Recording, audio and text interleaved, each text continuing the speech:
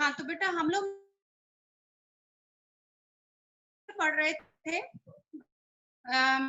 मैं फ्रेगमेंटेशन का दोबारा से हुआ था कि fragment body split into two और मोर फ्रेगमेंट। जब पेरेंट बॉडी दो या दो से ज्यादा फ्रेगमेंट्स में स्प्लिट हो जाती है, then each fragment develops into new individual। हर फ्रेगमेंट एक नया इंडिविजुअल बना देता है और ये कंडीशन कहलाती है फ्रेगमेंटेशन। अब सबसे पहले चीज है कि फ्रेगमेंटेशन होता किन एनिमल्स में, सॉरी किन एनिमल्स या किन ऑर्गेनिजम्स में होता है। तो फ्रेगमेंटेशन के लिए the organism should have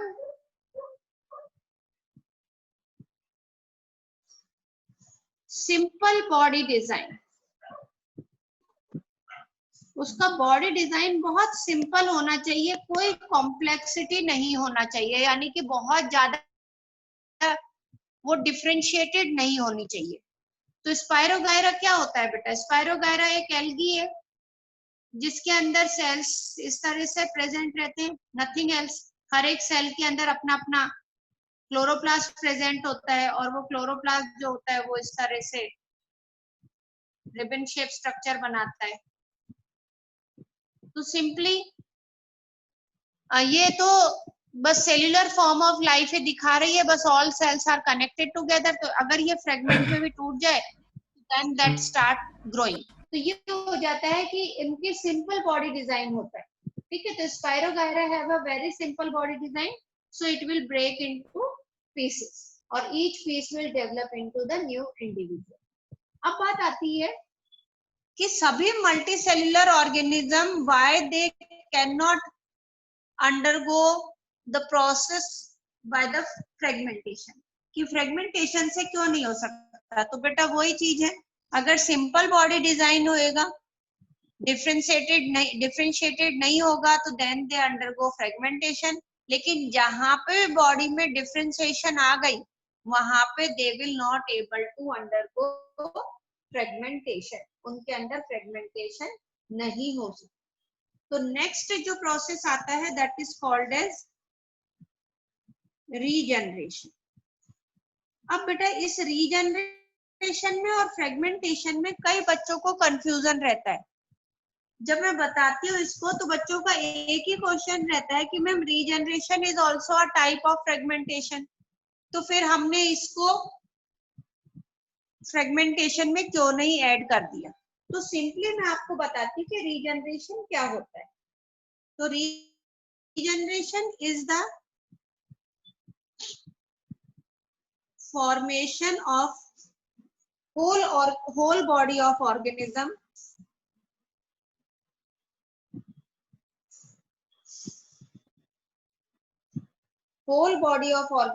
from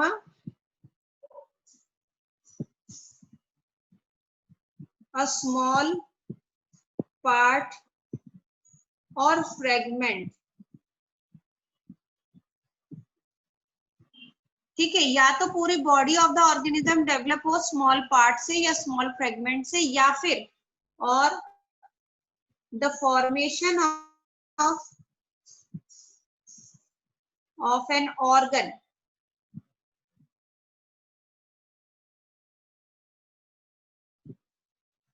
which is, यानी अगर जाए तो उस ऑर्गन का डेवलप हो जाना, या फिर अगर टुकड़े हो गए हैं तो उस टुकड़े से कंप्लीट इंडिविजुअल का डेवलप हो जाना इज कॉल्ड एज रीजनरेशन।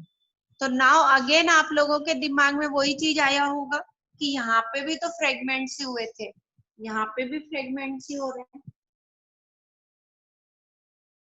कह रहे हैं और उसको हमने फ्रेगमेंटेशन कहा, ऐसा क्यों।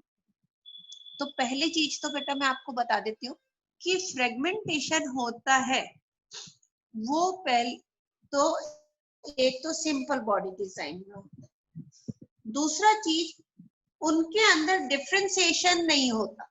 जबकि जब रीजनरेशन होता है तो जो सेल्स डिवाइड करके दे गेट डिफरेंशिएटेड, यहाँ पे सेल्स अलग अलग ऑर्गन्स में डिफरेंशिएट होती हैं। जबकि फ्रेगमेंटेशन में दे विल नॉट डिफरेंशिएट। ये first major difference. Second difference क्या आता है बेटा?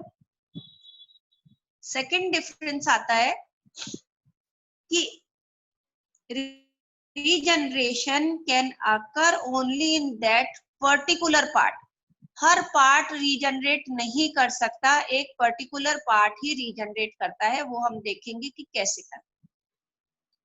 इसका एग्जांपल मैं आपको बताती हूँ। आई जस्ट हैव अ पानी की प्याली।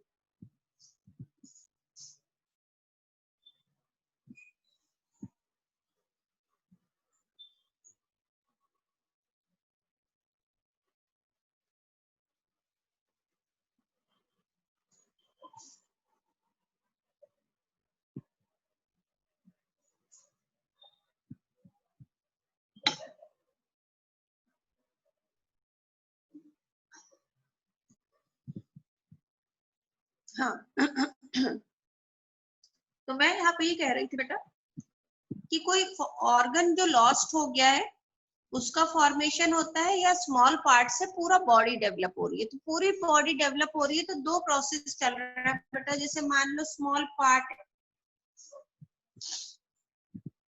पहले उसके अंदर क्या होगा बेटा? सेल डिवीजन होगा, फिर सेल का नंबर इंक्रीज होएगा यानी प्रोलिफरेशन, सेल का नंबर इंक्रीज हुआ, और फिर उसके बाद चलता है डिफरेंशिएशन, यानी then two cell will differentiate into different organ, अलग अलग ऑर्गन बनाते हैं। तो this is how the regeneration takes place. इसका एग्जांपल अपन ने एनसीईआरटी बुक में इसका एग्जांपल दे रखा है बेटा, प्लेनेरिया। तो सबसे फर्स्ट हम एग्जांपल लेंगे प्लेनेरिया। प्लेनेरिया में क्या होता है बेटा? सपोज ये एक प्लेनेरिया है। सपोज क्या मतलब है ही, इसके यहाँ पे बाहर की तरफ बेटा सक्शन के लिए फेरिंग्स निकली रहती है। ये ब्रेक हो गया, इसमें टुकड़े हो गए, एक्सीडेंटल भी हो सकते हैं, एनी हाउ। 3 टुकड़े हो गए बेटा।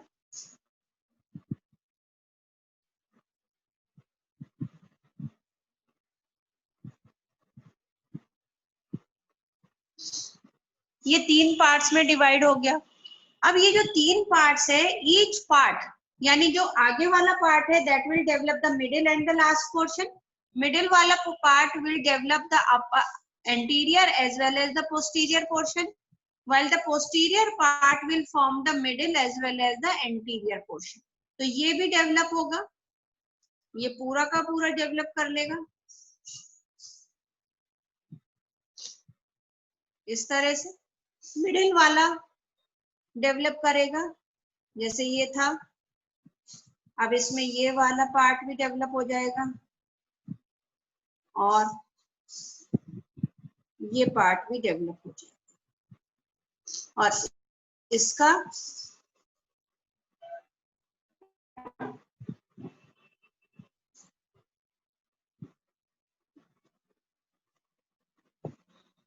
यानी 1 प्लेनेरिया ब्रेक्स इनटू 3 पीसेस। अगर 2 पीसेस में डेवलप होएगा तो 2 बनेंगे, 3 पीसेस में डेवलप हुआ तो 3। लेकिन तीनों में देखो, इसमें और पोस्टीरियर पोर्शन बना रही है, यहाँ की सेल्स डिफरेंशिएट करके एंटीरियर और पोस्टीरियर पोर्शन बना रही है, ये वाली सेल्स डिफरेंशिएट करके मिडिल और एंटीरियर पोर्शन बना रही है। तो ये डिफरेंशिएशन इंपॉर्टेंट है जो रीजनरेशन का रिजल्ट है। फ्रेगमेंटेशन में इस तरह का कोई डिफरेंशिएशन नहीं होता।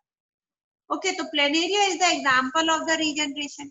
दूसरा रीजनरेशन का हम एग्जांपल लेते हैं तो यूजुअली हम स्टारफिश बोलते हैं, जिसका नाम है ऑरिलिया। ऑरिलिया बॉटनिकल नेम है ऑरिलिया। स्टारफिश, स्टारफिश कैसी होती है? स्टार शेप की होती है बेटा, आप लोगों को पता है।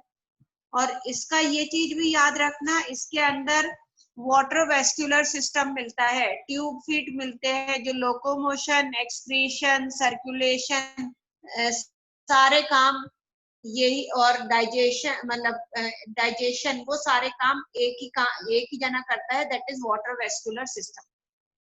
तो ये जैसे स्टारफिश है बेटा, सबसे पहले रीजनरेशन की प्रॉपर्टी इसी में ही देखा गया था कि स्टारफिश को आप कितने भी हिस्सों में काट दो, लेकिन ये ध्यान रखना कि जब हम काटते हैं तो the centre part will come, यानी सेंटर वाला पार्ट आना चाहिए। अगर मैं ये कट कर दूंगी तो this part will not develop into the new starfish, क्योंकि इसमें सेंटर वाला पार्ट नहीं आया।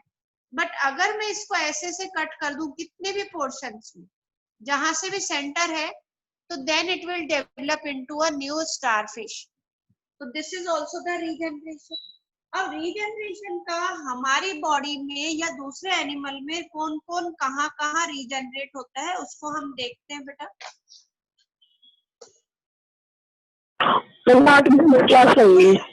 अलग अलग एनिमल्स में रीजनरेशन की अलग अलग कैपेबिलिटी होती है। फॉर एग्जाम्पल,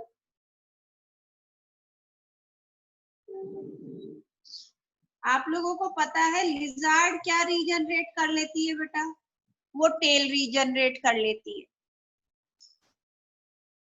फ्रॉग में अगर एम्प्यूटेड लेग, एम्प्यूटेड का मतलब होता है अगर लेग को काट दिया जाए, फ्रॉग के किसी भी पांव को अगर काट दिया जाए तो it will develop the new leg from that side, उसी जगह से वो नया लेग डेवलप कर लेती है, फ्रॉग के अंदर लेग डेवलप हो जाता है। ह्यूमन बीइंग में मैक्सिमम रीजनरेशन जो मिलता है वो मिलता है बेटा लिवर में।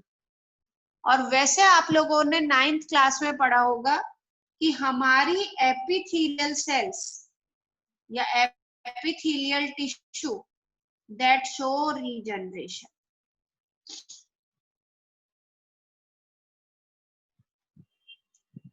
एपिथेलियल टिश्यू भी रीजनरेशन शो करता है, और हमारे अंदर सबसे मैक्सिमम जनरेशन शो करता है लिवर।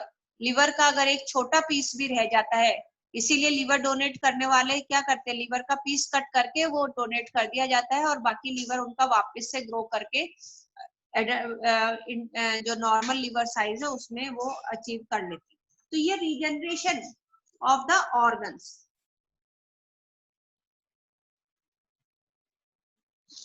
ये हायर एनिमल्स के अंदर होता है। तो यूजुअली हायर एनिमल्स के अंदर कंप्लीट रिप्रोडक्शन नहीं होता, but they can regenerate up till a certain part, कुछ हिस्से को रीजनरेट कर ले। मैं 8 बजे वाली क्लास लगेगी, 8 बजे क्लास है। नेक्स्ट प्रोसेस आता है that is called as budding. Budding क्या है? तो बडिंग जो होता है हम लोग कहते हैं मैम हाँ बच्चा बोलो। क्लास है। अच्छा चलो फिर ओके, बडिंग कल। मैम इन पेजेस की फोटो ग्रुप पे सेंड कर दो। हाँ कर रही हूँ बेटा, कर रही हूँ। Okay sending.